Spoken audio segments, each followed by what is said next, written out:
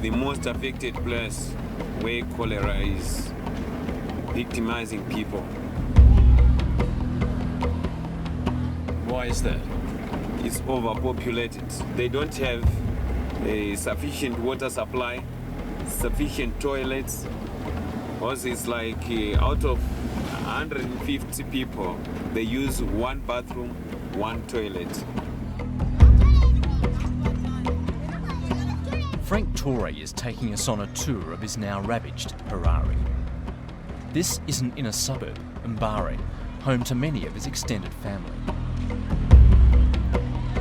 Sewage weaves its way between piles of rubbish and the decaying buildings. The only thing thriving here is disease. My sister-in-law, my sister died from cholera, the son died from cholera, and my brother-in-law died from cholera.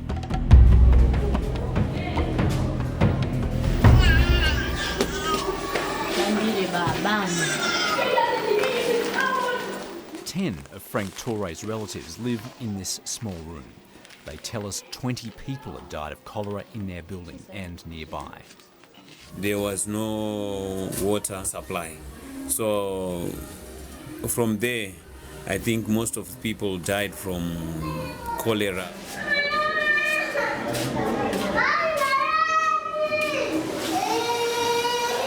Now the only running water in these flats is down the hall in the communal toilets.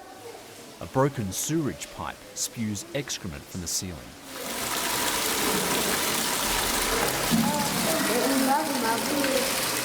People get cholera through contact, through eating contaminated food, which has been washed with contaminated water, or more likely just drinking contaminated water.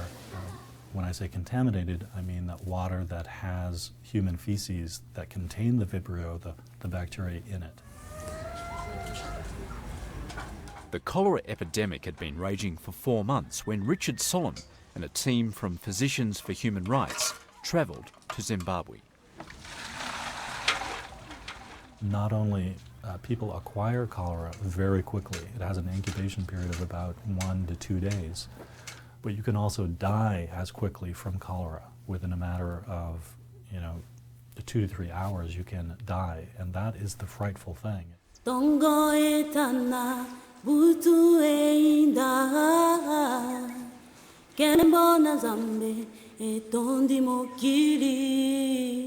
Frank Torre, like many Zimbabweans, has had a hellish life.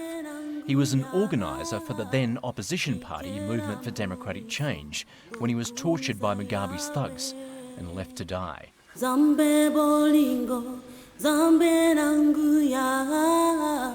His brother was murdered and his wife and daughters raped. Now for this family, it's all about staying alive in a time of cholera. So do the people in Harare know they're drinking this dirty water? Yes, really they do. All the sewage which is coming from the floods flows into this river, which goes straight into the dam which we use to drink our water. So they have no choice? They have no choice. Because at times you can go for a week without water, and when you get it, it will be like gold.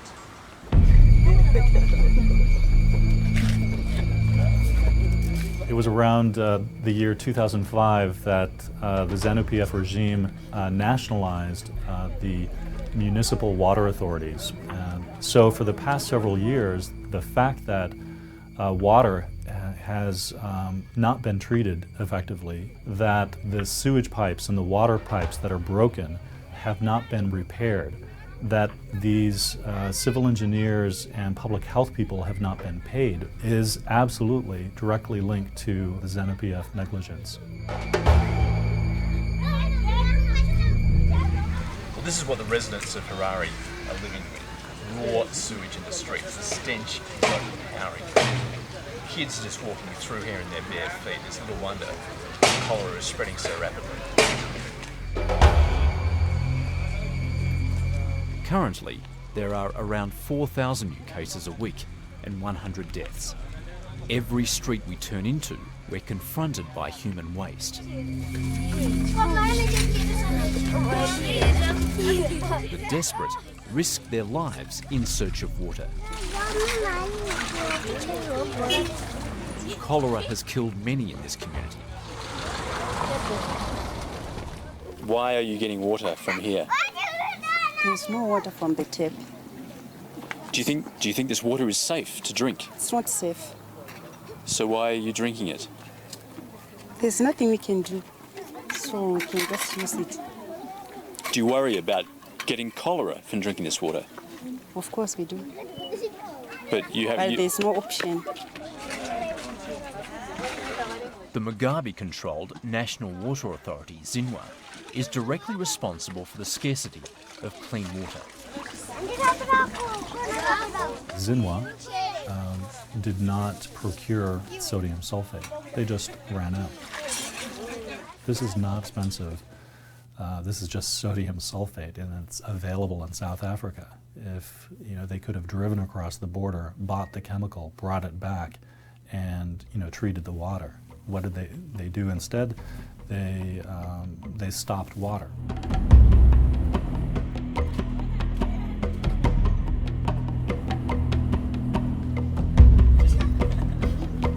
Glenview, on the outskirts of Harare, was one of the first areas to be hit by the cholera explosion. There are now about 360 treatment centres like this one around the country.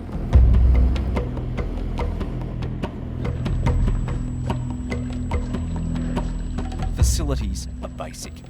Camp beds and buckets, and not much more for people with chronic diarrhoea, stomach cramps and vomiting.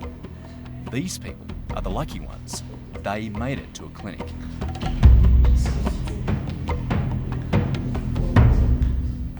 My husband brought me here. Yes. Are the rest of your family okay? They are okay. You have children? I've got children, yes. Do you worry that they may get cholera? I'm very worried. What should we do? We quickly discover that the fear of cholera is far less potent than the fear of the government. I mean, they're saying you may not film, but in other words, they're saying you must not film. Why can't we film? It's the consent of the consent of their consent in this country. They're worried about the government. The cruel irony in Zimbabwe is that while a deadly epidemic sweeps the country, government hospitals lie empty. Most doctors have fled and little medicine is on hand. We're told Harare Hospital has more corpses than patients. To see for ourselves, we make our way to the morgue and secretly film. It's shocking. Bodies have literally been dumped. I'm told these are all cholera victims, and there must be 100 bodies here just stacked one on top of the other. And then they're not wrapped at all. It's considered standard practice to prevent cholera spreading from the remains of victims, and yet clearly no attempt has been made here to contain the bacteria that's still very much alive in these corpses. The cholera epidemic took hold in August last year. President Robert Mugabe, in power for almost 30 years, was in denial. Our doctors have now arrested cholera. So now that there is no cholera, there is no cause for war. They actually did not even state that there was a cholera epidemic until December 4th of 2008. That's 4 months following the initial outbreak. And that's one of the problems. That's why we see such a high case fatality rate, which is actually 5 times greater than the international norm of 1%. But combating cholera is also a task for the international agencies led by the United Nations. We're secretly ushered into a Harare private hospital to meet a United Nations insider. George Tadongi has just suffered a heart attack, but despite the stress, he's speaking out even if it means breaking UN confidentiality. cholera is not a disease that kills so many people. We've had 4,000 people dying of cholera in Zimbabwe. It's unacceptable. And we could have planned it better, earlier. We knew that it could happen. The deterioration of the water sanitation in most Zimbabwean urban center, the lack of water in rural side and so on. It's not rocket science. George Todonki was, until recently, the head of the UN's Office for the Coordination of Humanitarian Affairs, or OCHA. He claims the UN deliberately downplayed the crisis to avoid confrontation with President Mugabe and his Zanu-PF regime.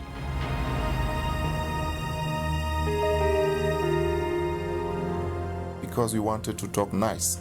And that has endangered the life of so many people. And I think that's a massive failure, not telling the story as it was, and actually misleading even the government of Zimbabwe that we were trying to pat on the back.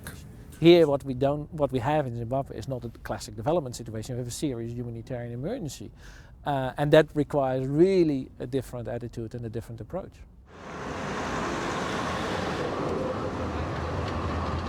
Thousands of kilometres away in Geneva, the International Council of Voluntary Agencies head, Ed Schenkenberg, is based next door to the United Nations. When the cholera epidemic took hold at the end of last year, he travelled to Harare to investigate the actions of the head of the UN's humanitarian mission, the Humanitarian Coordinator, a man named Agostinho Zachariah. Clearly there's a feeling on the part of many in the humanitarian communities, particularly on the NGO side, that he's too close related to the government and that he hasn't spoken out, that he hasn't done his duties in terms of actually banging his fist on the table and say there's a serious crisis in this country. The UN Humanitarian Coordinator lives in one of Harare's most exclusive suburbs, a world apart from ordinary Zimbabweans. It takes numerous phone calls before Agostinho Zachariah finally agrees to meet us to explain his relationship with Mugabe's Zanu-PF. I would have to have dialogue with any government which would be in place. And that's the primary responsibility of UN organizations. Well, people have said that to us, various aid groups, and many UN and non-UN people say that you think it's more important to please the government than it is to provide humanitarian aid. Yeah, that's a false accusation that I dismiss. The humanitarian coordinator in Zimbabwe has always put first the need for him to maintain a door open with Zanu, first, before anything. And in that situation, he has also always portrayed himself as being the person who is capable of talking with Zanu. Are you saying that he has compromised the lives of perhaps millions of people? Absolutely, I have no doubt for that, absolutely.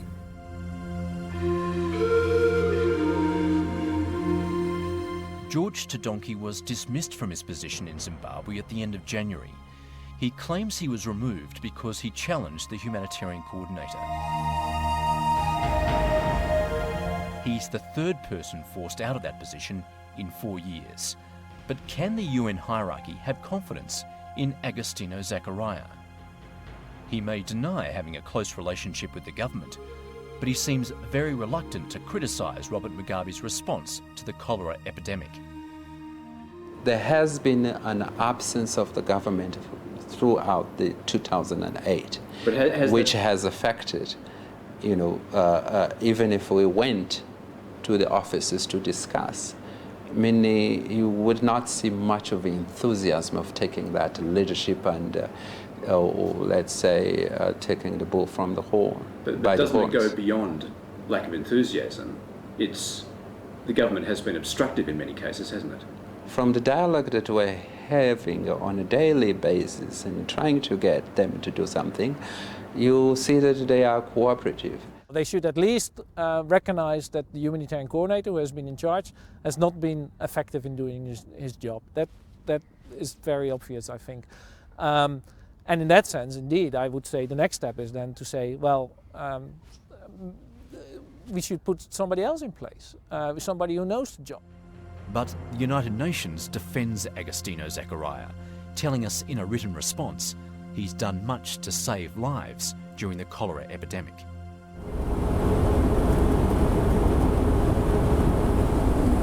We've just been told about a cholera outbreak 100 kilometres northwest of Harare, so we're going to have a look. We're also told that it's a Zanu-PF stronghold, so we're not quite sure what to expect.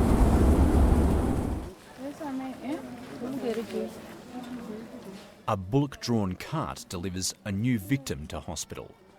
This woman was struck down by the disease during the night. She's gravely ill. We won't find out whether she survives. We're ordered to stop filming and leave the clinic.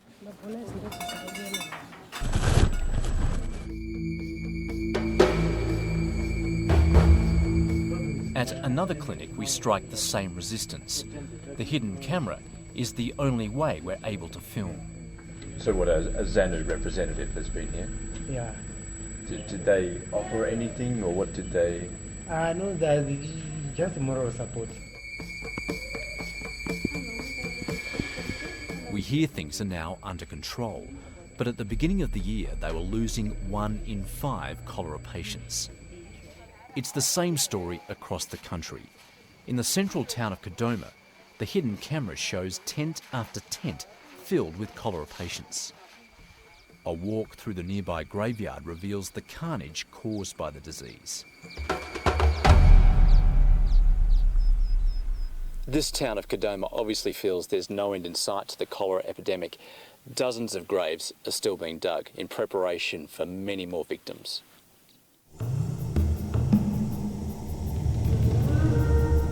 An hour down the road is Kwekwe. Just a few weeks ago, this clinic was inundated with cholera cases. The dead lay next to patients fighting for their lives. Clinics are seeing only a fraction of the cholera cases. I feel better, much better. This man knows he'd be dead if he'd stayed at home. I was carried by a motorbike by somebody who picked me on the road because I was unable to walk for myself. But if no one had have found you on the road... I would have died. I would have died because I had no power to walk.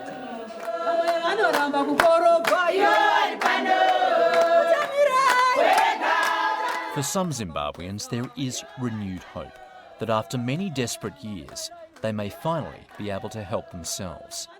Certainly, there's optimism among supporters of the movement for democratic change.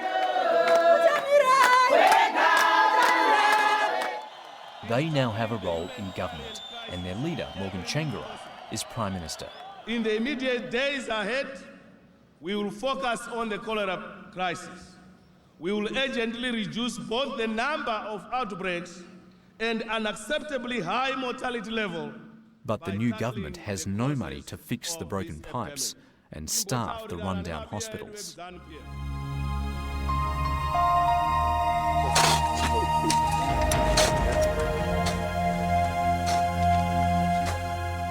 Zimbabwe will need massive support from the international community to fix the problems. And unfortunately, that's unlikely to happen until Robert Mugabe shows a genuine willingness to share power and releases his grip on a dying nation.